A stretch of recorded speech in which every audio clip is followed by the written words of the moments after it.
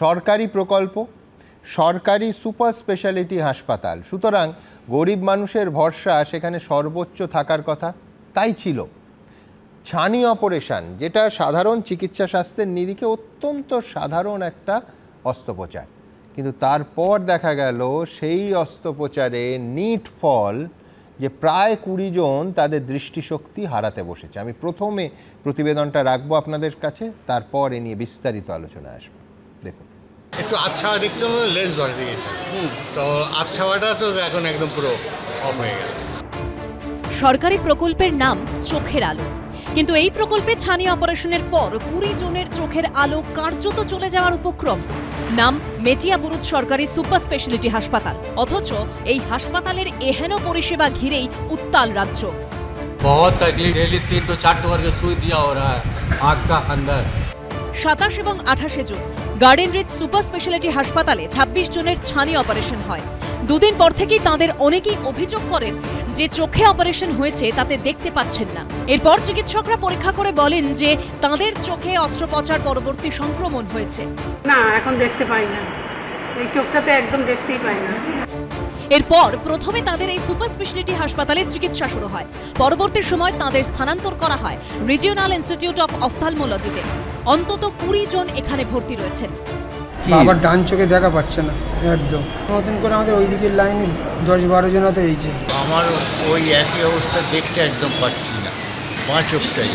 এখানেই প্রশ্ন উঠছে, কাদের গাফিলতিতে এই ভয়ঙ্কর ঘটনা? স্বাস্থ্য দপ্তরের তরফে তদন্ত শুরু হয়েছে। ইতিমধ্যে প্রাথমিক রিপোর্ট দিয়েছে স্বাস্থ্য দপ্তরের তৈরি করা বিশেষজ্ঞ কমিটি। তাতে বলা হয়েছে সুপার স্পেশালিটি হাসপাতালের ওটি থেকেই সংক্রমণ ছড়িয়েছে। প্রত্যেককেই আমরা ভালো করব, হয়তো কারো কম কারো বেশি, এবং যাদের বেশি তারা কিছুটা অন্তত দেখতে পাবেন। একদম যে ফেলিওর হবে আমি সে বলতে পারছি না, তবে এটা একটু টাইম নিয়ে আমাদের জাজমেন্ট করতে হবে।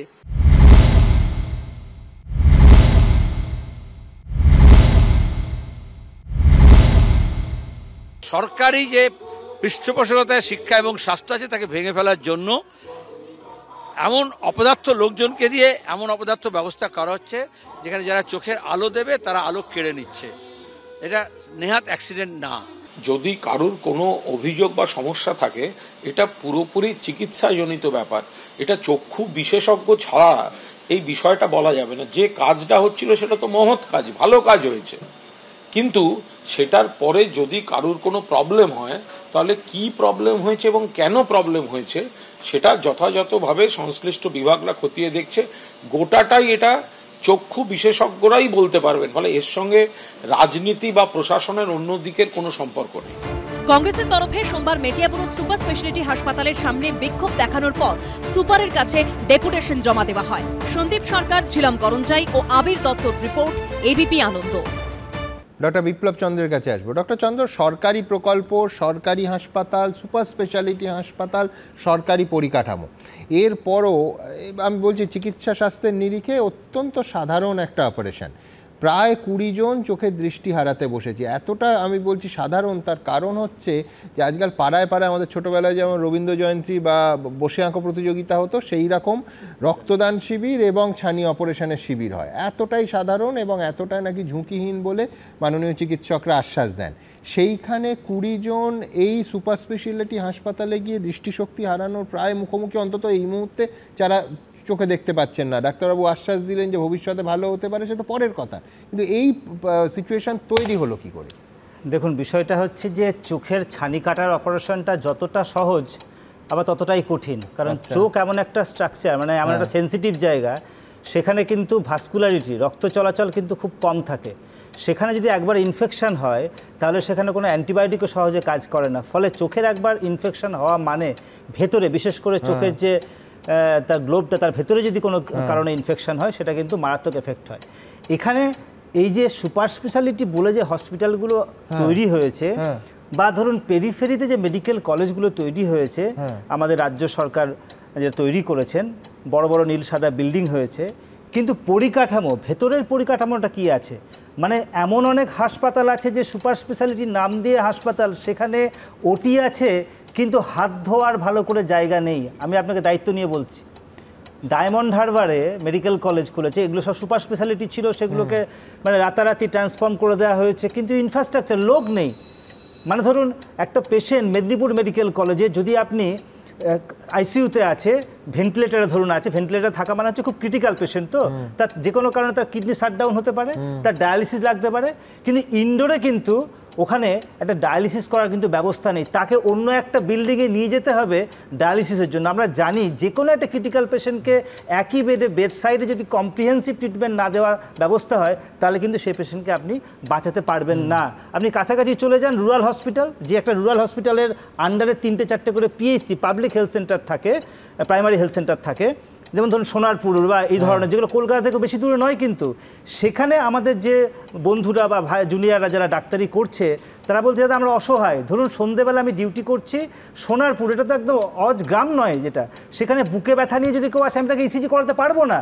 যদি কেউ শ্বাসকষ্ট নিয়ে একটা নিউমোনিয়া সাসপেক্ট করছি বা নিউমোথোরাক্স মানে লাঙের মধ্যে হাওয়া ঢুকে গেছে, পেশেন্টটা মারা যেতে পারে, আমি একটা এক্সরে করবো, ওটা কিন্তু পরের দিন 10টার সময় হবে বা 9টার সময় হবে, এবং এটা যদি শনিবার যদি হয় তাহলে তো গেল একদম, শনিবার দুপুর 2টোর পরে কিন্তু এই সমস্ত। তার মানে কি মানুষের জীবন নিয়ে কিন্তু আমরা এর আগেও লেফট ফ্রন্ট গভর্নমেন্টের আমলে, যেটা আমি যখন ডাক্তারি শুরু করেছি তখন যেমন দেখেছি একটা গজ পাওয়া যাচ্ছে না, তুলো পাওয়া যাচ্ছে না, একটা ল্যাসিক্স ইঞ্জেকশন হার্ট ফেলিওর হলে আমাকে আরজিকর থেকে বলতে হতো ওপার থেকে আপনাকে নিয়ে আসুন, তারপর আপনার পেশেন্ট বাঁচবে। ততক্ষণে যদি পেশেন্টটা মরে যায় তাহলে পেশেন্ট পার্টি যদি একটা ডাক্তারকে গালাগালি দেয় বা একটা নার্সকে যদি ধরে পেটায়, তাহলে সেখানে নার্স দায়ী, ডাক্তার দায়ী না, ওই পেশেন্ট পার্টিরা দায়ী। এখানেই কিন্তু আমাদের মেন প্রশ্নটা। আসলে আমরা এই যে সাধারণ মানুষ আজকে পশ্চিমবঙ্গে দেখুন গরিব মানুষ, সাধারণ মানুষের সব থেকে বেশি ভরসা তো সরকারি পরিকাঠামো, স্বাভাবিক, আর যেখানে সুপার স্পেশালিটি নামে ঝকঝকে নীল সাদা বিল্ডিং তৈরি হয়েছে, লোকে ভাববেন যে এখানে সেরা পরিষেবা পাওয়া যাবে। আমাদের দেশের কটা লোক প্রাইভেট হসপিটাল অ্যাফোর্ড করতে পারে না তো, তাহলে এখানে এটা তো খুব পরিষ্কার, বেডও নেই। আপনার বেডের পরিসংখ্যান বলুন, মানে যেখানে প্রতি হাজারে ইন্ডিয়ান যে পাবলিক স্ট্যান্ডার্ড যেটা বলছে হেলথ স্ট্যান্ডার্ড, তাতে বলছে একটা করে মানে প্রতি হাজারে 3টে করে অন্তত বেড থাকা উচিত। সেখানে তো আমার প্রায় 3 লক্ষের ওপর বেড থাকা উচিত, সেখানে আমাদের বেড আছে কত? সরকারি বেড আছে হিসেব মতো, সরকারি হিসেব মতো 75 থেকে 80 হাজার। বেশ সুপার স্পেশালিটি হাসপাতাল। ডক্টর শান্তনু সেন, আমি বলছি এর পাশে রাখুন 3 আগস্ট কোনো বিরোধী নেতা বিজেপি, তৃণমূল, কংগ্রেসের নয়, স্বয়ং মুখ্যমন্ত্রী প্রশাসনিক সভা বান্দোয়ানের তৎকালীন তৃণমূল বিধায়ক রাজীব লোচন সোরেন, তিনি তার বিধানসভা এলাকায় বললেন যে মাননীয় মুখ্যমন্ত্রী একটা সুপার স্পেশালিটি হাসপাতাল যদি এখানে করা যায়। মুখ্যমন্ত্রীর উত্তর ছিল যে আর কোনো সুপার স্পেশালিটি হাসপাতাল হবে না, ডাক্তার পাবো কোথা থেকে, যেগুলো হয়েছে সেখানেই ডাক্তার মিলছে না। অর্থাৎ একেবারে পরিষ্কার এই সুপার স্পেশালিটি হাসপাতালের পরিকাঠামোর যে ঘাটতি আছে এটা মুখ্যমন্ত্রীর কথাতেই স্পষ্ট হয়ে গেছিল। সুমনবাবু, আমি প্রথমেই বলি আপনাকে, মাননীয় ডাক্তারবাবু যেটা বললেন যে Medinipur medical college, diamond Harbour medical college, এর স্যাংশনটা কিন্তু মমতা ব্যানার্জি দেয় না, এর স্যাংশনটা আগে মেডিকেল কাউন্সিল অফ ইন্ডিয়া দিত, এখন ন্যাশনাল মেডিকেল কমিশন দেয়। ন্যূনতম রিকোয়ার্ড ইনফ্রাস্ট্রাকচার আছে বলেই স্যাংশন পেয়েছে। এক সেকেন্ড হচ্ছে, আমি তাকে বলি আজকে পরিকাঠামো নিয়ে আপনি কি সন্তুষ্ট? আমি স্যাংশনের দিকে যাচ্ছি না, উত্তর দিচ্ছি। কি করে সন্তুষ্ট হবেন আপনি? আমরা যখন ডাক্তারি পড়েছি বামফ্রন্টের আমলে তখন 750 সিট ছিল, আর আজকে মমতা ব্যানার্জির হাত ধরে প্রায় 4500-5000 ডাক্তারি ছাত্র ভর্তি হতে পারে। তাদের তো টাইম দিতে হবে, একটা ডাক্তার তৈরি হতে আজকে যে ঢুকবে সে তো ন্যূনতম 6 বছর পরে পরিষেবাটা পাবে। ডাক্তার পাওয়ার আগে সুপার স্পেশালিটি হাসপাতাল তৈরি হয়ে যাওয়াটাও তো মারাত্মক। আপনি ওনাকে জিজ্ঞাসা করুন, বামফ্রন্টের আমলে যেমন মর্গে ডেড বডির কান খুবলে খেত ইঁদুর, সেটা যদি উনি দেখে থাকেন আজকে নিশ্চয়ই এটাও দেখছেন যে আজকে CT scan, MRI, PET scan, আল্ট্রাসাউন্ডের মতো দামি দামি পরীক্ষাগুলো মমতা ব্যানার্জির হাত ধরে সরকারি হাসপাতালে কিসের প্রাইভেট? একটা সিটি স্ক্যান বিআইএন ছাড়া, একটা এমআরআই সিটি স্ক্যান বিআইএন ছাড়া কারণ নেই। আমি বলছি কারণ নেই, আপনি ডাক্তার হলেও এই বিষয়টা আমি আপনাদের কম জানি না। সব পিপিপি বলে, আমি তাতে কি হয়েছে? তাতে পাবলিক সরকারি নয়, পয়সা দিতে হয়, দিতে হয় না, দিতে হয়। স্বাস্থ্য সাথী দিয়ে ঘুরিয়ে টাকা দেয়, আপনি দেন না, স্বাস্থ্য সাথী দিয়ে গভর্নমেন্ট ঘুরিয়ে টাকা দেয়। ন্যাশনাল মেডিকেল কমিশন যা নির্দেশ এমসিআই ডিসলভ করে ন্যাশনাল কমিশন হয়েছে, তো তাহলে কেন্দ্রীয় সরকারের বিজেপি সরকারের এটা নীতি একটা সিদ্ধান্ত। আমরা বিরোধিতা করেছিলাম, আমাদের সংগঠন মেডিকেল সার্ভিস আমরাও বিরোধিতা বিরোধিতা করেছিল এবং ন্যাশনাল মেডিকেল আমরাও কমিশন বিরোধিতা করেছি। কিন্তু আমার বক্তব্য হচ্ছে আপনি কি ন্যাশনাল মেডিকেল কমিশন তৈরির বিষয়ে ডক্টর চন্দ্র আপনি, আমি ধরে নিচ্ছি যে ন্যূনতম পরিকাঠামো ছাড়া আপনি কি মনে করছেন যে এই যে লাইসেন্স দেয়া হচ্ছে, যে অনুমতিগুলো দেয়া হচ্ছে, তার পরিকাঠামো বিচার যথেষ্ট নয়? অবশ্যই নয়, এবং এনএমসি তার ক্লজে বলছে যদি আপনার পরিকাঠামো না থাকে তাহলে তার জন্য একটা ফাইন দিলেই হবে, ফাইন দিলেই হবে। তার মানে ওরা চাইছে প্রাইভেটাইজ করতে। আমি বলছি মেডিকেল কলেজ আর সুপার স্পেশালিটি হাসপাতালকে তারা গুলিয়ে দিচ্ছে। কেউ কোনো কিছু মেডিকেল কলেজ এক জিনিস, সুপার স্পেশালিটি হসপিটাল আরেক জিনিস। আমি আপনাকে বলছি, এক মিনিট বলতে দিন, আপনার সবাই বলতে দিয়েছি। আপনি বলুন Sagar Dutta hospital, Diamond Harbour super speciality hospital, Malda, Raiganj, Nandigram, যেখানে মুখ্যমন্ত্রী পায়ে ভাঙলো, পা ভাঙলো, চোট লাগলো। আমি আপনাকে বলছি, দাঁড়ান, আমি আপনাকে প্রশ্ন করছি যে আপনি আমায় বলুন এখানে নেফ্রোলজি আছে, নিউরোলজি আছে, কার্ডিওলজি আছে, কার্ডিওভাস্কুলার আছে, এগুলো কিছু নেই, সুপার স্পেশালিটি কি করে হলো? একেবারে জনস্বার্থে হচ্ছে, ইন পাবলিক ইন্টারেস্ট আমরা আলোচনা আর এগিয়ে নিয়ে যাব। কিন্তু আমার বক্তব্য হচ্ছে যে আমি আসছি, সুপার স্পেশালিটি হাসপাতাল যাকে বলছি, নিঃসন্দেহে দৃশ্যত বড় বড় ঝকঝকে বিল্ডিং আছে, অত্যাধুনিক বেড কিছু হয়তো আছে, কিন্তু পর্যাপ্ত চিকিৎসক আছে কি? যে প্রশ্ন স্বয়ং মুখ্যমন্ত্রী করেছেন, পাশাপাশি কার্ডিওলজি বা নেফ্রোলজির মতো গুরুত্বপূর্ণ বিভাগ কি সেখানে আছে? এমআরআই হয়, সিটি স্ক্যান হয়। এই বেসিক প্রশ্নগুলো যদি সুপার স্পেশালিটি হাসপাতালের সামনে আমরা তুলে ধরি, সেই হাসপাতালের জবাব কি? অর্থাৎ কোথায় কি পরিকাঠামো, আমি দ্রুত একবার দেখিয়ে নেব, তারপর আবার এই আলোচনা ফিরব। দেখুন, নাম সুপার স্পেশালিটি হাসপাতাল, কিন্তু কাজে কি? নামের মতো কি পরিকাঠামো এবং পরিষেবাও সুপার, নাকি বড় বড় নীল সাদা রঙের পেল্লাই বিল্ডিং এর ভেতরে শুধুই অন্ধকার? কলকাতার বুকে গার্ডেন রিচ সুপার স্পেশালিটি হাসপাতালে ছানি কাটাতে এসে বিপর্যয়ের পরেই প্রশ্ন আরো বড় হয়ে দাঁড়িয়েছে। এই সুপার স্পেশাল হসপিটাল মেটাপুর গার্ডেন রিচেতে খুবই দীর্ঘদিন থেকে আমি আসছি, কিন্তু এখানে যা বাথরুম, পায়খানা, সুপারভাইজারকে বলতে পারিনি, কিন্তু কোনো স্টাফকে বললে কোনো জবাব দিতে পারে না। এই হলো কালনা সুপার স্পেশালিটি হাসপাতাল, নতুন ঝকঝকে 4 তলা বিল্ডিং, কিন্তু পরিষেবা ইউএসজি টুকুও নাকি করা যায় না। কোনো উপায় নেই, যেতেই হবে। আল্ট্রাসাউন্ড করে দিতে বলেছে, গরিব মানুষ, ওইখানে হলেই ভালো হতো, তা কি করব। হাসপাতালের সামনে বোর্ডে বড় বড় করে লেখা রয়েছে কোন কোন বিভাগ নেই এখানে। নিউরোলজি, নেফ্রোলজি, কার্ডিওলজি, ইউরোলজির মতো গুরুত্বপূর্ণ বিভাগ নেই এই সুপার স্পেশালিটি হাসপাতালে। মিলবে না আইসিইউ, আইটিইউ বা আইসিসিইউ এর মতন পরিষেবাও। বাইরে ইউএসজি করা মানেই তো 950 টাকা, ওটাও তো অ্যাফোর্ড করার মতন অনেকজনেরই সামর্থ্য থাকে না। কিছু ব্লাড টেস্ট আছে যেগুলো এখানে হয় না, একদম এটা বাইরে করতে হচ্ছে। একই অবস্থা জলপাইগুড়ি সুপার স্পেশালিটি হাসপাতালেও। নিউরোসার্জারি বিভাগ আছে কিন্তু নিউরোসার্জন নেই, রেডিওলজি বিভাগ আছে কিন্তু 5 জনের জায়গায় কর্মী বলতে মাত্র 1 জন। অ্যাকচুয়ালি জলপাইগুড়ি জেলার স্বাস্থ্যের নিজের স্বাস্থ্য ভালো নেই, মানুষের স্বাস্থ্য আর কোথায় ভালো রাখবে? অ্যানেস্থেশিয়া ডিপার্টমেন্টে এই মুহূর্তে ফ্যাকাল্টি এবং আমাদের মেডিকেল অফিসার তারা কিন্তু যথেষ্ট পরিমাণে কম আছে। আর CCU medical officer, SNCU medical officer, general duty medical officer যাদের সমস্ত জায়গায় লাগে, সেইটার জন্যও আমাদের আলাদা করে ম্যান পাওয়ার প্রয়োজন। নিউরোসার্জারি বা কার্ডিওলজি কিংবা ইউরোসার্জারি, এই তিনটে বিশেষ করে দরকার। রেডিওলজি ডিপার্টমেন্টে আমাদের 1 জনকে দিয়ে চালাতে হচ্ছে এই মুহূর্তে। বাইক দুর্ঘটনায় জখম যুবকের কার্যত বিনা চিকিৎসায় মৃত্যুর অভিযোগ উঠেছে এই সুপার স্পেশালিটি হাসপাতালেই। অ্যাম্বুলেন্সকে ফোন করা হয়েছে, বলছে না আমি যাবো না, ভাই তুই যা, এরকম করতে করতে প্রায় 1 ঘন্টা লাগিয়ে দিয়েছে, না কোনো চিকিৎসা পায়নি। পশ্চিম মেদিনীপুরের ডেবরা সুপার স্পেশালিটি হাসপাতাল, ইউএসজি, সিটি স্ক্যান হয় না, ডায়ালিসিসের ব্যবস্থাও নেই, নেফ্রোলজি, নিউরোলজি, কার্ডিওলজির মতো বিভাগ। দেখলাম ডাক্তার যোজনাকে দিয়ে দেখেছে, কিন্তু কোনো মেডিসিন সব বাইরে কিনতে হচ্ছে। মালদার চাঁচল সুপার স্পেশালিটি হাসপাতালেও নেই নেফ্রোলজি, কার্ডিওলজি, গ্যাস্ট্রোএন্টেরোলজি, সাইকিয়াট্রি এবং নিউরোলজি বিভাগ।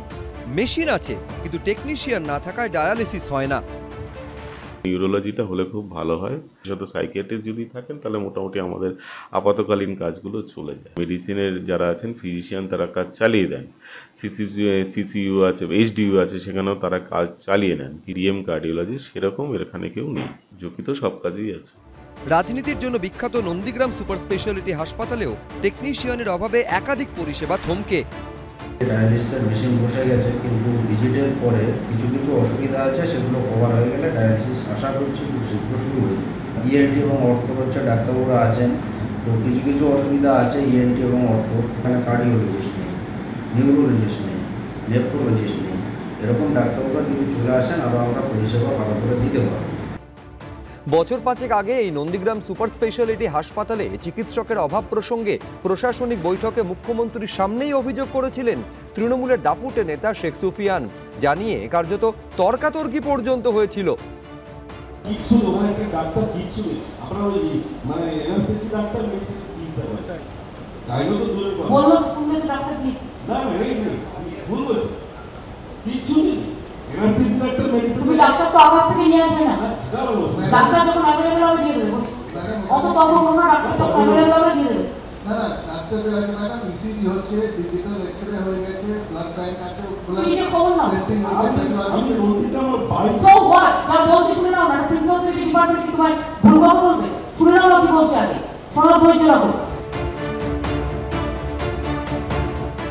যে সুপার স্পেশালিটি হাসপাতালের নামে যে নীল সাদা বাড়িগুলি তৈরি হচ্ছে, সেই বাড়িগুলিতে সুপার স্পেশালিটি বাদ দিন, সাধারণ স্পেশালিস্ট দিয়েও চিকিৎসা করার মতো অবস্থাটা এই এতদিনের মধ্যে তৈরি করা গেছে বলে আমাদের কাছে অন্তত খবর নেই। নামের সঙ্গে সাযুজ্য রেখে পরিষেবাও কবে সুপার হয় সেদিকেই তাকিয়ে থাকা ছাড়া আর কোনো উপায় নেই। রানা দাস, রাজা চট্টোপাধ্যায়, বিশ্বজিৎ দাস, এবিপি আনন্দ। আমি দেখছিলাম কালনা সুপার স্পেশালিটি হাসপাতালে বোর্ড লাগিয়ে বলা হচ্ছে যে কোন কোন দফতর নেই। আমি বলছি নিঃসন্দেহে এক্ষুনি বাম জামানার সঙ্গে তুলনা আসবে। দৃশ্য তো কিন্তু অনেক ঝকঝকে বাহ্যিকভাবে বিরাট বিল্ডিং হয়েছে, কিন্তু মূল সমস্যা দুটো, একটা হচ্ছে পরিকাঠামো আর একটা হচ্ছে এক্সপার্টাইজ। পরিকাঠামো নেই, ডাক্তারবাবুরা নিজেরা বলছেন, মুখ্যমন্ত্রী কিছুদিন আগে বলেছেন, এবং বিশেষজ্ঞ ডাক্তার নেই। শুধু তাই নয়, বহু জায়গায় মেশিন নেই, মেশিন থাকলে চালানোর লোক নেই। শতরূপ, সুমন, আজকে 2024 সালের এই জুলাই মাসে কিছু মানুষ অপারেশন করাতে গিয়ে সরকারি হাসপাতালে প্রায় অন্ধ হয়ে যাওয়ার অবস্থা। আমার এর উত্তরটা হচ্ছে এই যে বামফ্রন্ট আমলে এটা ছিল না। মানে এই মানসিকতাটা, এই অ্যাটিচিউডটা বুঝিয়ে দেয় যে তৃণমূল কংগ্রেসের আজকের নেতা নেত্রী বা মন্ত্রীরা কতটা সিরিয়াস আদৌ মানুষের সমস্যাটাকে নিয়ে। বামফ্রন্টের সময় নিয়ে বলতে গেলে আমিও 100টা কথা বলতে পারি। নন্দীগ্রামের ছবি দেখালাম শতরূপ, আমি বলছি নন্দীগ্রামে শেখ সুফিয়ান দাঁড়িয়েই কয়েক মাস আগে মুখ্যমন্ত্রীকে বলছেন যে এই নেই। আরে মুখ্যমন্ত্রী নিজের পা ভেঙে গেলে মানে প্লাস্টার করার জন্য এসএসকেএমে আসতে হয়েছিল। নন্দীগ্রামের হাসপাতালে প্লাস্টার 2021 সালে। আমি বলছি সুমন দা, বামফ্রন্টকে নিয়ে তুলনা করতে বামফ্রন্টের আমলে অনেক সমালোচনা ছিল সরকারি হাসপাতালের, আমি অস্বীকার করতে পারি না। আবার এটা সেটা বুদ্ধবাবু নিজে মুখে একাধিকবার স্বীকার করেছেন যে বুদ্ধদা বলেছেন, কিন্তু বামফ্রন্টের আমলে এটা কোনোদিন হতো না যে ওখানে কেউ চুরি করে বসে আইসিইউতে, বাচ্চাদের আইসিইউতে শুয়ে আছে, আর কোর্ট থেকে বলছে যাও গিয়ে ভয়েস স্যাম্পল টেস্ট নিয়ে আসো, পেশেন্ট ভর্তি হতে পারবে না, নেতার বাড়ির চোর ভর্তি হবে। কিন্তু সেটা অন্য কথা। আমি আজকের কথা বলছি সুমন দেখো, আমি ডাক্তার নই। শান্তনু সেন বলবেন আমি ডাক্তার, আমি সব জানি, তোমরা কিছু জানো না। আমি এইটুকু বুঝি, যদি একজন মানুষের একটা চোখ অপারেশন করতে গিয়ে কোনো দুর্ঘটনা ঘটতো, আমি ধরে নিতে পারতাম এটা হিউম্যান এরার, তাও ক্ষমার অযোগ্য, কিন্তু ডাক্তারবাবুর হয়তো একটা হিউম্যান এরার হয়েছে। কিন্তু এখানে যখন 20 জন মানুষের একটা নির্দিষ্ট সময়কালের মধ্যে একটা ওটির মধ্যে একই পরিণতি হয়েছে, তখন বোঝা যাচ্ছে এটা একটা সিস্টেমের এরার। এইবার আমি বলছি, এখানে আমি এই জায়গাটায় বলছি যে শান্তনু সেন দীর্ঘদিন কাউন্সিলর ছিলেন, এমআইসি ছিলেন, উনি আজকে তথ্য দিন যে আমাদের কর্পোরেশন এবং মিউনিসিপ্যালিটি পরিচালিত স্বাস্থ্যকেন্দ্রগুলোতে এখন কটা জায়গা খালি আছে, আপনি এই তথ্যটা দিন। আপনি আমাদেরকে বলুন যে আমাদের এক সেকেন্ড, রাজ্যের মুখ্যমন্ত্রী এই সরকার আসার পর থেকে এই যে সরকারি হাসপাতাল নিয়ে আমরা আলোচনা করছি, সরকারি হাসপাতাল নিয়ে মুখ্যমন্ত্রীকে কটা বৈঠক করতে দেখেছো বলতো? আজকে যে স্বাস্থ্যসাথীর কথা আমি বলছেন, আমি সমালোচনা করছি না, কিন্তু স্বাস্থ্যসাথী মানে কি? প্রাইভেট হাসপাতালে মানুষ চিকিৎসা করাবেন, তার টাকাটা গভর্নমেন্ট দেবে, কিন্তু সরকারি হাসপাতালের ইনফ্রাস্ট্রাকচার তো তার সঙ্গে স্বাস্থ্যসাথীর কোনো সম্পর্ক নেই। শুনেছি, আশা করবো আমারটাও শতরূপ শুনবে। আমি নিশ্চিত করে জাস্টিফাই করব না, নিশ্চিত করে কম্পেয়ার করব না, আমি নিশ্চিত করে বলবো সেটা হওয়া উচিত ছিল না, কিন্তু কোনো একটা ইনফেকশন থেকে হয়েছে।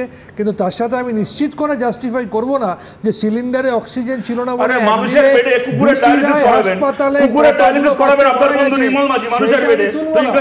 আমি সেটা বলবো না যে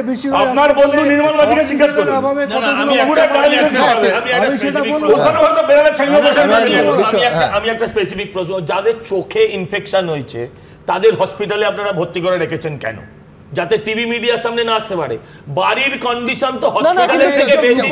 দৃষ্টিশক্তি ফেরানোর চেষ্টা। আমি আপনাকে বলি, এই চোখে যাদের ইনফেকশন হয়েছে তাদেরকে আপনি হসপিটালে ভর্তি করে রেখেছেন কেন? আরে আপনারা যে এক হসপিটাল থেকে শিফট করে আরেক হসপিটালে নিয়ে রেখেছেন, আপনারা যে ডেড বডি গুলো আমি বলছি সব আলো কি নিভে গেছে?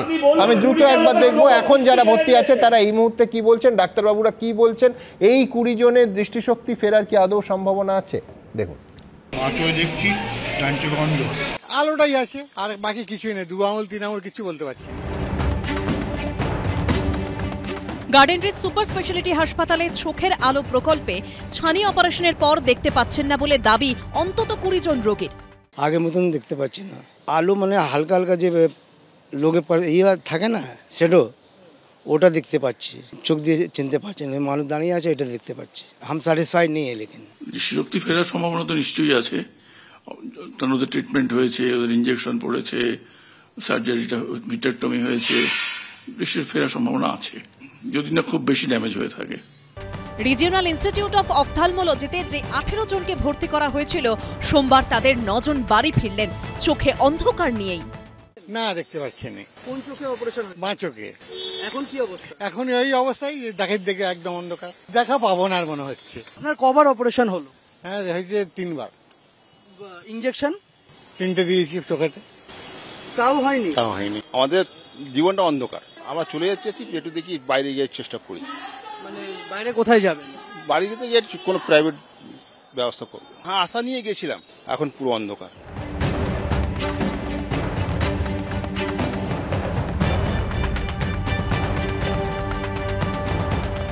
তো পাবেন, দেখতে পাবেন, তবে দেখার ব্যাপারটা যে স্ট্যান্ডার্ড যে একদম 6/6 না দেখেও ওনারা যে সক্ষমভাবে ওনাদের জীবনযাপন প্রণালী করতে যে যতরকম করে দৃষ্টিশক্তি আসা প্রয়োজন, সেই প্রয়োজনীয় দৃষ্টিশক্তি ওরা নিশ্চয়ই ফিরে পাবেন। একটু তো অসুবিধে মনে হচ্ছে, পরের দিকে সুস্থ হবে, টাইম টু টাইম তাদের দেখাতে হবে, তাদের ফলো আপ করতে হবে, 4-5 দিন অন্তর এখানে আসতে বলেছি। দুটো জিনিসের উপর ডিপেন্ড করে যে মানে আউটকাম কি দাঁড়াবে। এক, খুব ইম্পর্ট্যান্ট যেটা যে আমরা কত তাড়াতাড়ি সেটাকে ডায়াগনোস করতে পারলাম এবং ম্যানেজমেন্টটা শুরু করে দিতে পারলাম। 2, ধরুন ভিরুলেন্স অফ দ্য অর্গানিজম, মানে অর্গানিজম যেটা আছে আর কি সেটা কতটা ক্ষতিকারক। ফলাফল এক সময় খুবই ভালো এবং we can get good result. দিন আনা দিন খাওয়া মানুষ, গরিব হতদরিদ্র, সরকারি হাসপাতালই সুস্থ থাকার একমাত্র মাধ্যম। আর সেখানেই যদি এই ভয়ঙ্কর কাণ্ড ঘটে তাহলে সাধারণ মানুষ যাবে কোথায়? এই প্রশ্নই বড় হয়ে দাঁড়াচ্ছে। সন্দীপ সরকার ও ঝিলম করঞ্জাইয়ের রিপোর্ট, এবিপি আনন্দ। বিশ্বনাথ, সব জেলার এই চেহারা, মানে জলপাইগুড়ি সুপার স্পেশালিটি হাসপাতাল বৃহস্পতিবার অ্যাক্সিডেন্ট হলো, ছেলেটি গেল, 2টো পা বাদ দিতে হলো, একেবারে মেডিকেল নেগলিজেন্স বলে বিশেষজ্ঞ ডাক্তারবাবুরা বলছেন। 19 বছরের যুবক, আজ আনন্দবাজারে যে খবরটি আছে যে 26শে ডিসেম্বর ওই মালদায় 2টো পাই বাদ দিতে হয়েছে। প্রত্যেকটা হাসপাতালে প্রতিদিন দেখলে এই ঘটনাগুলো আসছে। সুমনদা, যেটা সবচেয়ে চিন্তার ফেলে সেটা হলো সরকারের দৃষ্টিকোণ। কেন আমি বলছি, এই যে চোখ চলে গেল 20 জন মানুষের, সবচেয়ে দরিদ্রতম মানুষ প্রাইভেট হাসপাতালে যেতে পারেনি, প্রাইভেট হাসপাতালে যেতে পারেনি গরিব মানুষ। আপনি দেখেন গত কয়েকদিন ধরে গণধোলাই যাদের হলো, সবচেয়ে গরিব মানুষগুলো আক্রান্ত হয়েছে, মৃত্যু হয়েছে। রেশন দুর্নীতি নিয়ে আমরা আলোচনা করছিলাম, সবচেয়ে দরিদ্রতম মানুষ এফেক্টেড হয়েছে। শিক্ষার দুর্নীতিতে সবচেয়ে দরিদ্রতম মানুষগুলো এফেক্টেড হয়েছে। এবং কারণ সরকারি স্কুলগুলোতে মানে সরকারি টিচাররা পড়ান, ফলে সবচেয়ে রিক্সাওয়ালা ঠেলাওয়ালা ছেলেমেয়েরা পড়াশোনা করে, সবচেয়ে দরিদ্র মানুষ এফেক্ট হচ্ছে। আমি যে প্রশ্নটা রাখতে চাই, সরকারকে কিন্তু ভাবতে হবে যে সরকার মানে কেবলমাত্র লক্ষ্মীর ভাণ্ডার দিচ্ছেন, এই দিয়ে ভোট জয়ী হচ্ছেন, অথচ সবচেয়ে দরিদ্রতম মানুষের পরিষেবা দিতে পারছেন না। সেটা শিক্ষা হতে পারে, সেটা স্বাস্থ্য হতে পারে। বারবার প্রশ্নটা আমরা রাখছি যে আপনি প্রাইভেটাইজেশনে, শেষ পর্যায়ে কিন্তু আপনি প্রাইভেটাইজেশনে যাচ্ছেন। আপনি শিক্ষা স্বাস্থ্য দুটো পরিকাঠামো কার্যত বলা যায় প্রাইভেটের হাতে ছেড়ে দিয়েছেন, গরিব মানুষকে বঞ্চিত করে। শিক্ষা এবং স্বাস্থ্য যে দুটো ক্ষেত্র বললেন, সে দুটো ক্ষেত্রেই মমতা ব্যানার্জির হাত ধরে সম্পূর্ণ পিছিয়ে পড়া ভগ্ন দশা থেকে স্বাস্থ্য দপ্তরটা যে চালায় সে স্বাস্থ্য দপ্তরেই কোনোদিন ছিল না। সে সরকারি চাকরি না করেনি, যে ডাক্তারটা ওনার ব্যক্তিগত এক ডাক্তার, মমতা ব্যানার্জির এক ব্যক্তিগত ডাক্তার চালায়। কি বলছেন? আমি বলছি যে কিন্তু আবার একজন গরিব মানুষ তিনি যাবেন কোথায়? সব থেকে ভরসা তিনি করেন সরকারি পরিকাঠামোর ওপর তারা করছেন এবং করতে বাধ্য হচ্ছেন এবং করবেনই তো। সরকারের সেই প্রান্তিক মানুষগুলোর কথা ভেবে এই পরিকাঠামোর কোনো বদল সম্ভব? বিশ্বনাথ গণপিটুনির কথা বললেন, আমার দুর্ভাগ্য, বলতে খারাপ লাগছে যে সেই ট্র্যাডিশন কিন্তু প্রতিদিন চলছে। ঠিক যেভাবে একটার পর একটা সুপার স্পেশালিটি হাসপাতাল থেকে অভিযোগ সামনে আসছে, আজকেও বসিরহাটে একটা গণপিটুনি হয়েছে। ভাবতে পারেন, এত আলোচনা, এত সমালোচনা, এত পুলিশি অ্যাকশন, গ্রেফতার কিছু, তা সত্ত্বেও থামছে না। দেখুন, আরো লোক আছে, আরো লোক আছে, এবার মেরেছো, এবার বলবে, এবার স্বীকার করবে। ঠিকঠাক বলো, বাড়ি কোথায় বলো, বাড়ি কোথায় বলো, আর কে কে আছে তোমার? ফের গণপিটুনি, ফের উত্তর 24 পরগনা, ফের ছেলে ধরার সেই পুরনো গুজব। আবারও স্রেফ সন্দেহের বশে বেধড়ক পেটানো হলো এক ব্যক্তিকে।